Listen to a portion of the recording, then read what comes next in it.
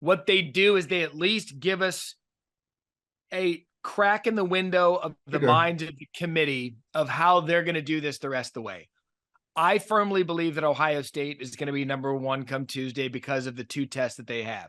I think Florida State's probably going to be number two. I could see Georgia being number three, and I could see Michigan being number four, and both Pac-12 teams 5 and 6.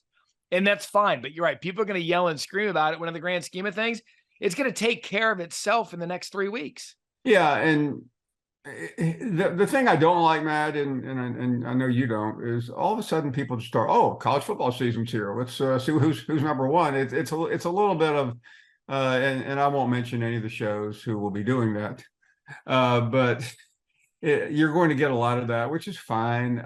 But we both have been down this road for too many years to really get. I used to get upset. I used to sit there on Tuesday and Wednesday with you and other places and this is how do these people know what they're doing? Well, it doesn't really matter. They'll figure it out. The Big Ten is really where the action is Tuesday night, and if you're right, and you probably are, they'll value the Big Ten upper echelon. Although, count me as not being like really that excited by the fact that Ohio State has beaten who they beaten Penn State. I mean, Notre great. Dame, yeah. I mean, Notre Dame is looking like a pretty good team right now. I give them that. And that game was at Notre Dame, but the Penn State game at home, so what?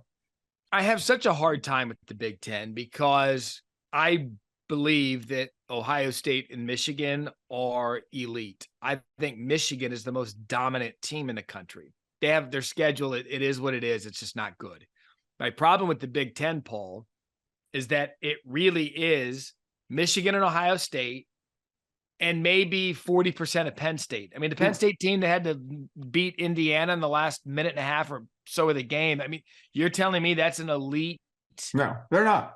So the Big Ten, it always fascinates me that I think top to bottom, the Big Ten of the Power Five is the weakest, yet they are going to have two teams come playoff ranking number one, likely in the top four. They are, and I think it's because those two are so good, and therefore we make believe the Penn State games and games like that are significant. I mean, Penn State's is a good team, but we buried Penn State last week, and they still have the same coach, and that's the problem. My apologies for my autoplay here on the real-time laptop of yesterday's Arizona State's big win over Washington State. I know you want to dive into that.